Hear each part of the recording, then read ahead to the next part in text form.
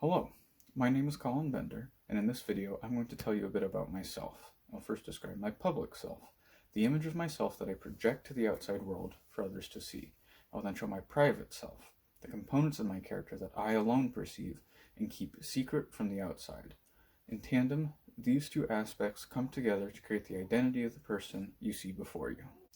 Let's start at the outside with my clothes and my bag. I'm wearing a dark gray hoodie, and it is very much representative of the image I tried to project outside. Its low saturation and lack of a pattern provided a very casual and low-key look. It's also pretty much the same outward image I try to display, as someone laying low and trying not to stand out too much from the crowd. The bag, an all-black sling bag, is quite similar in that regard, as it is very function-first and not at all flashy.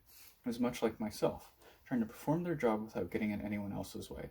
The only flourishes on the outside are these two keychains right here of LA sports teams, more specifically Dodgers and Galaxy. And they mainly just signify the place I've called home and the place I've grown up in for the past almost 20 years now. Other than that, there really isn't much else I try to project out other than this image of being a very no-nonsense, get-it-done kind of person. So yeah, that was a look at my public self. Now, let's take a look inside the bag at objects and items that I feel describe aspects of my private self. First up are two items that go together. This trombone mouthpiece and this keychain for the Blue Coach drum and bugle corps. These two represent my love of music, both playing and listening. However, I was never terribly good at playing trombone, and my tastes in music, like marching band, aren't exactly modern pop culture anymore. So, despite my love of music, I have grown to usually not discuss or share it around me out of fears of inadequacy. Now, this next item is a bit odd. It's a packet of instant ramen broth seasoning. I myself am of Japanese heritage, as my middle name is Yoshio. However, I'm only half Japanese, and my Japanese parent isn't too attached to the traditional culture. Much like instant ramen, then, I tend to feel that I'm only an approximation of the real thing with the name slapped on. Despite this, I still love immersing myself in learning more about my family background, even if I can never truly get all the way there. Well, you can probably tell what this final item is. Despite its somber nature at first glance, this prescription bottle represents something more hopeful than just that.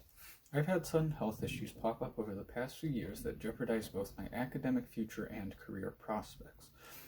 While I initially felt weak to seek help from others at first, doing so is what put me on the path to managing these issues. This item then represents the lessons I've learned with opening up, and serves as a reminder that you don't have to take it all on yourself. On the outside, I project myself as someone laying low, trying to not rock the boat too much. However, the story inside is much more than just that, with passionate hobbies, interests, and history.